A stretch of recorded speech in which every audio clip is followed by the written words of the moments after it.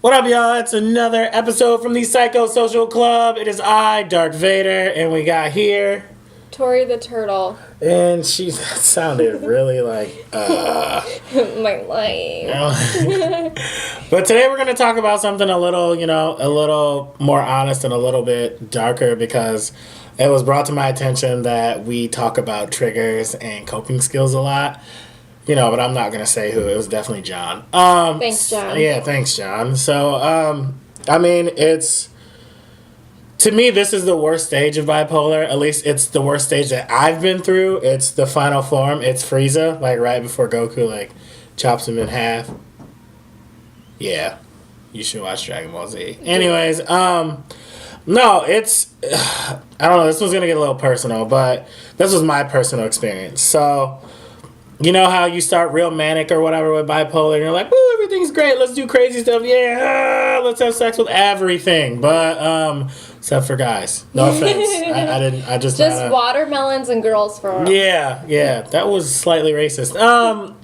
Watermelons? I cut the hole out, and I heard it's great. It's better than a pie. I don't know, a pie is warm. Okay, well, let's be a little bit more serious. Sorry, this isn't a joking matter. We're just real people. We're random. Welcome to our bipolar world. Oh, but I call it, like I said, this is the scariest. This is the scariest stage, at least of bipolar to me. I mean, it starts out where you just don't sleep. You just don't. There's no sleep. Well, there's maybe 2 hours of sleep during that whole period, and if you have your 2 hours of sleep, you feel extremely well rested. It's whatever, And you run like that. At least I ran like that for weeks. I'm pretty sure maybe a month or two. So I'm running on zero sleep. That starts to take its toll.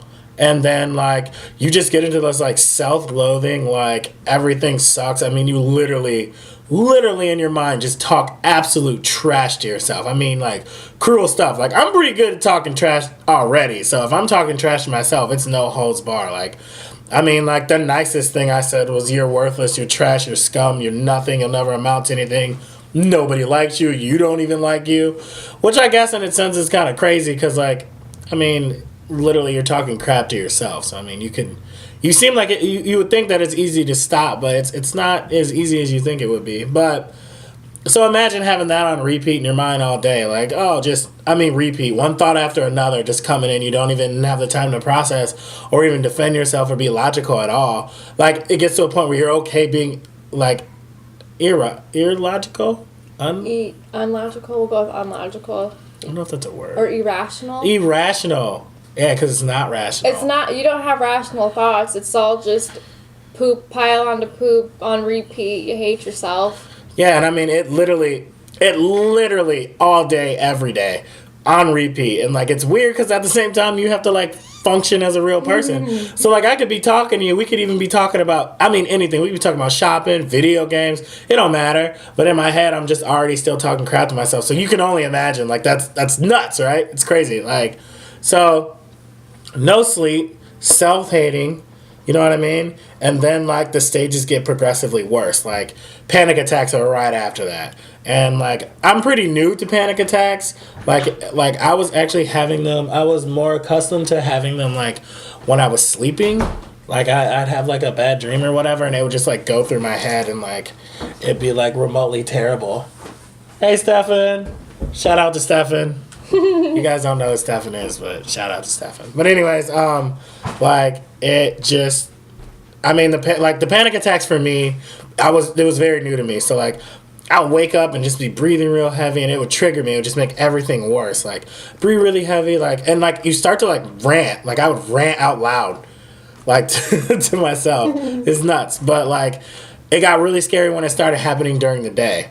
So I don't even know what would bring it on. I'd have panic attacks and couldn't function. I'd have to get away from everybody. It's you isolate yourself, but you need somebody there at the same time. What, And after the panic attacks, you just kind of, at least I started being completely suicidal. I had my plans, I had everything ready, I was okay with it. I was completely okay with it. It sounded peaceful at the time just to make it all stop. You write your cheesy freaking suicide note. You pick a day, you figure out a way. Like, I figured out a way, like, to get, like, direct disposal where I just wanted them to put me in the ground. I didn't want no funeral. I don't care. I just want it to be over. Like, you literally take an active plan because, like, you don't care at that point. It's like, whatever. You don't think about your kids. You don't think about your mom. You don't think about anybody, which is selfish. But at that point in time, it doesn't matter. It doesn't matter at all. And, like, once you start actively, planning your suicide, you're ready to fulfill it. Like, it's whatever. Like, the first time I attempted to commit suicide, it was the most peaceful experience I ever had while I was dying. Because I was like, oh, man, it's all over. This is awesome. I'm going to watch TV till this is over. And that's scary, man. That's completely scary. But, I mean,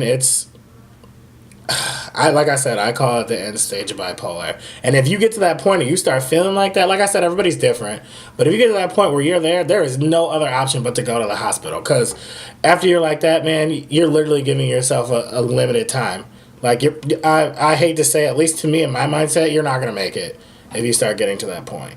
So, I guess that's just me sharing. At least that's how I feel. There's so much more to accompany it, but that's just how I feel at the end of the day. And that's a scary thing. Now I know if that starts to happen, I have coping skills and, and I can, like, pretty much figure out the triggers, John, of what's, going on. So if I ever run out of medication, which is scary, if I ever run out of medication, I know the right steps to take. And if it gets so bad, I'll even go to the hospital. But that's the end of me ranting. I'm really happy that you guys sat here and listened to me. If you have anything that's similar, man, please let me know. We'd love to have people come in here and talk, So, and if you have any more talking points or want to give us some more advice, John, let us know, Dollface. Let us know. So, yeah, we're trying to become better as a group. We're trying to cover everything, so... Yeah, I guess that's pretty much it. Like I said, the rest of this week is going to be nuts, man. We're jumping right in heads first, you know what I'm saying? Not in the impulsive way, like diving in We're going to dive into topics, and we're going to go dark. So we just want to warn everyone about how dark we're going. We're not going to talk about coping skills, and we're not going to talk about triggers. We are going to talk about dirty, horrible stuff. Yeah, John. But once again, we will leave the suicide hotline down below.